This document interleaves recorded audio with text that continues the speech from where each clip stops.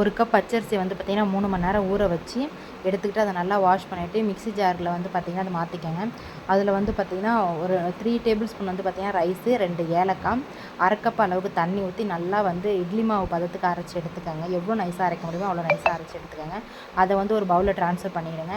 இது கூட வந்து பார்த்திங்கன்னா ஒரு பிஞ்ச் அளவு சால்ட்டு, ஒரு பிஞ்ச் அளவு சமையலுக்கு யூஸ் பண்ணுற பேக்கிங் சோடா ஆட் பண்ணிவிட்டு நல்லா வந்து கிண்டி விட்டுக்கோங்க. இதில் வந்து பார்த்திங்கன்னா 3 டேபிள் ஸ்பூன் தேங்காய் எண்ணெய், அதில் வந்து கொஞ்சம் போல் தேங்காய் ஆட் பண்ணிக்கிட்டு நல்லா ஒரு கோல்டன் கலர் வர வரைக்கும் எடுத்துக்கோங்க.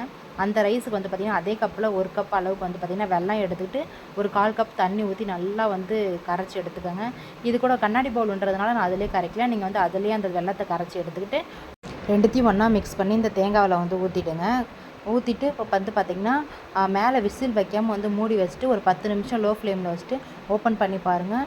இது மாதிரி கத்தி ஏதாவது குத்தி பார்த்தீங்க அப்படின்னா ஒட்டலைன்னா சூப்பரான கேக் ரெடி ஆயிடும். தேங்க்யூ ஃபார் வாட்சிங்.